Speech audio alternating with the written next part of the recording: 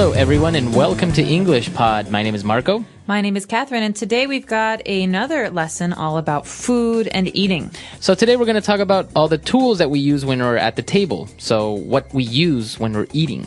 That's right. So let's take a listen to today's dialogue, and when we come back, we'll talk about some of these words and some of the great phrases you're learning today.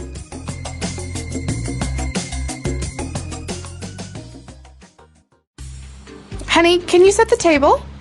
Sure. What are we having for dinner? Do I need to put anything out in particular?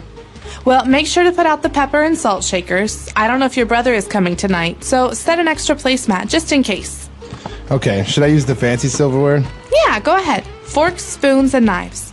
I roasted some meat, so be sure to put out some steak knives as well. I'll also set some cups and saucers for some coffee after dinner. Honey, have you seen our soup bowls?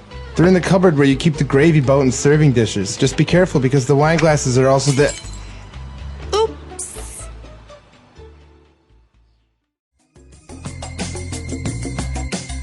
All right, we're back. So now let's take a look at a couple of words in language takeaway.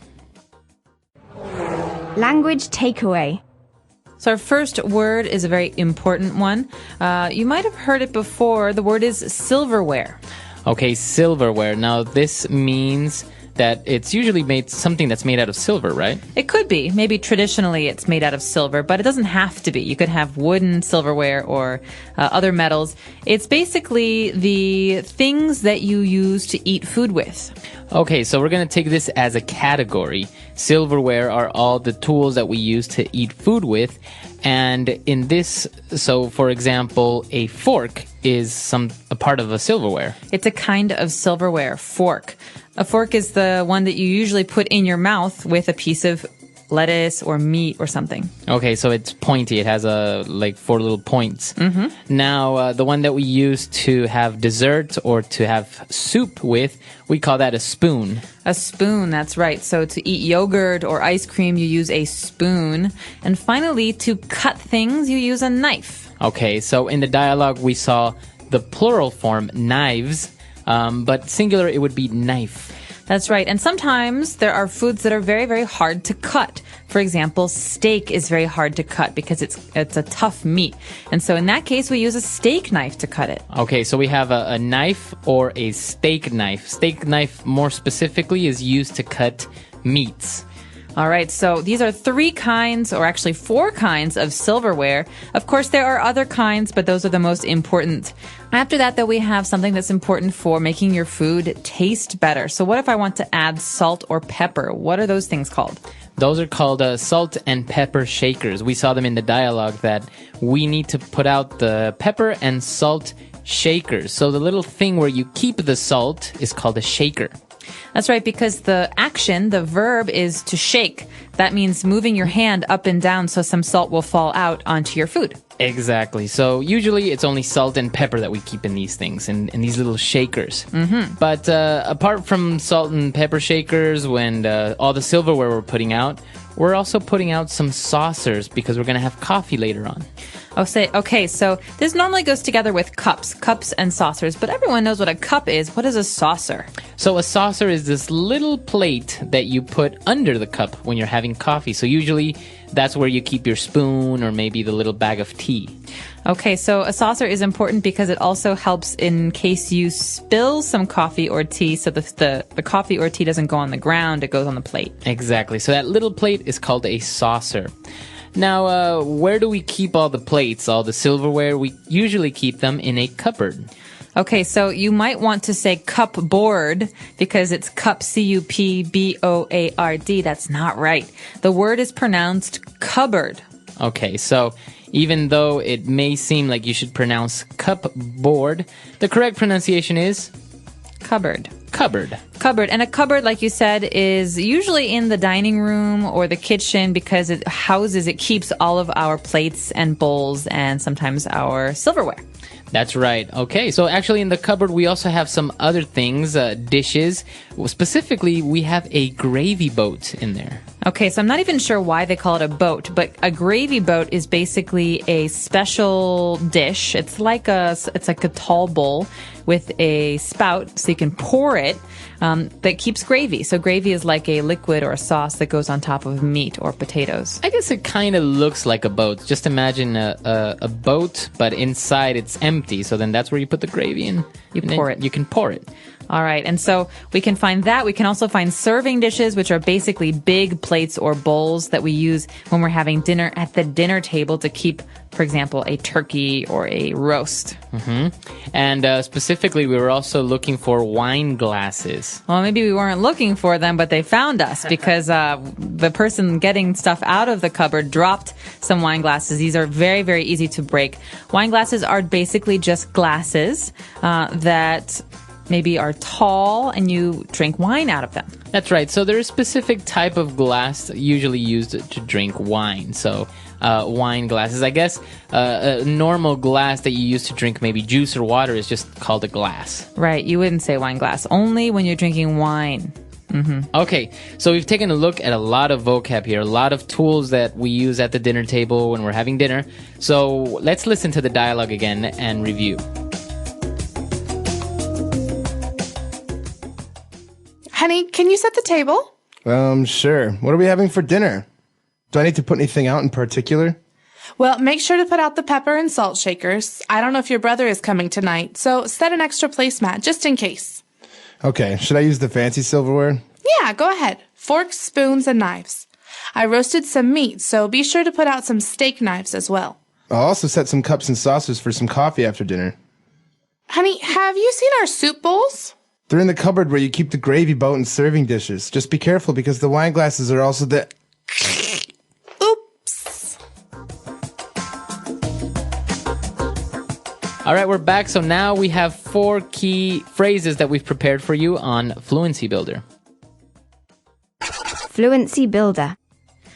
Okay, so this first phrase is very important, especially as a child. Your mother or father might ask you to do this. The phrase is to set the table. Okay, so that's a phrasal verb, to set the table. And what does it mean if you're asked to set the table? It means you will put down the plates and the silverware and the bowls so that everything is prepared for dinner.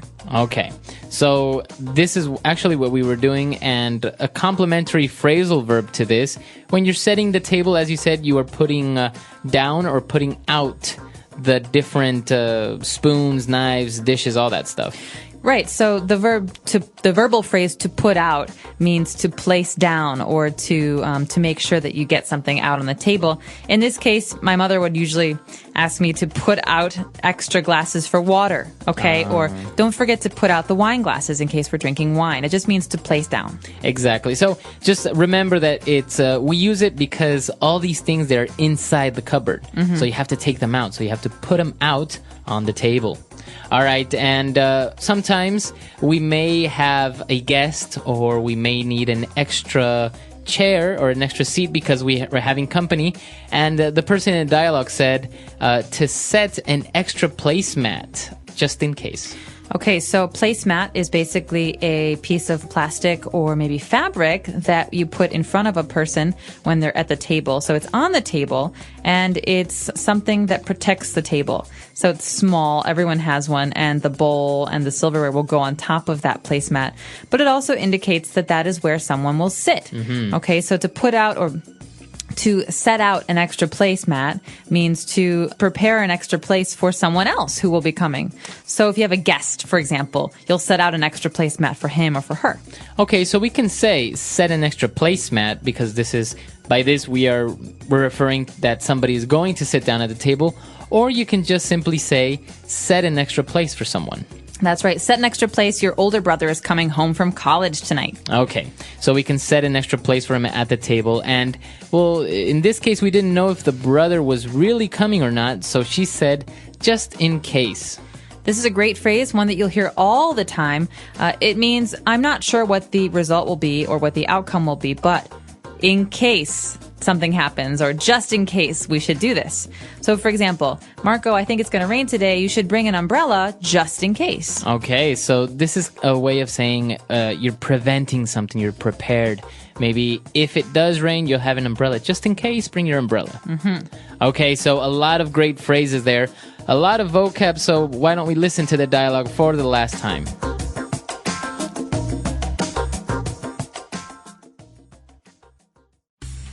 Honey, can you set the table? Sure. What are we having for dinner? Do I need to put anything out in particular? Well, make sure to put out the pepper and salt shakers. I don't know if your brother is coming tonight, so set an extra placemat just in case. Okay, should I use the fancy silverware? Yeah, go ahead. Forks, spoons, and knives. I roasted some meat, so be sure to put out some steak knives as well. I'll also set some cups and saucers for some coffee after dinner. Honey, have you seen our soup bowls? They're in the cupboard where you keep the gravy boat and serving dishes. Just be careful because the wine glasses are also the... Oops.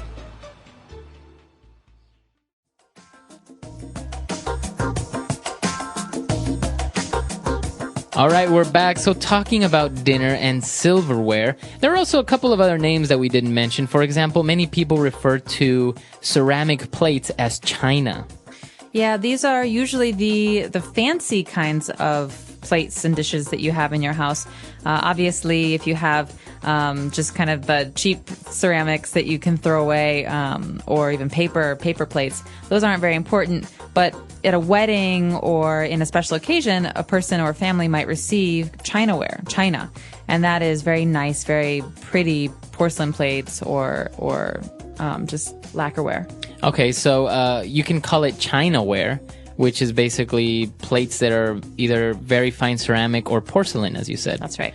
Or what was the other word that you said before?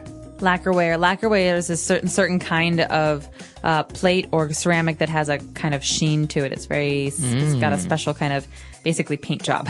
Oh, okay. Yeah, because it's always been kind of strange, the fact that a name like China would also now be related to plates. But apparently, I guess because Chinese porcelain is renowned as being such high quality, I guess this is why now we just have a word for it called china or chinaware. I think it actually has to do with the fact that the Chinese in the old days most of the British bought their porcelain from China. And so it was very, very in vogue. It was very popular. And it was basically the only thing that the British wanted. They just wanted all of this china. And it became a part of the vocabulary then. Yeah, it's really strange, though, that you would call something China. It's like, I don't know any other country that you call something, like French. This is a French. Or Frenchware. Sure. I don't know. I can't think of any. Limoges is the name of a city in France, and it's a certain kind of ceramics. Oh, there you go. All right, so an interesting topic. There are many other tools that we didn't mention, like salad fork and ice cream spoon. I don't know. There's so many. Sometimes if you go to a fancy dinner, you will have maybe 3 spoons, 3 knives, 3 forks, and you don't know what to do with it. Start on the outside and go in. That's my one recommendation. Exactly. So we're really curious to know what you have to say. Come to our website, EnglishPod.com. If you have any questions, you can leave them there. Or if you also want to suggest a topic for a lesson or anything you want, just let us know. All right. We'll see you then. All right. Bye.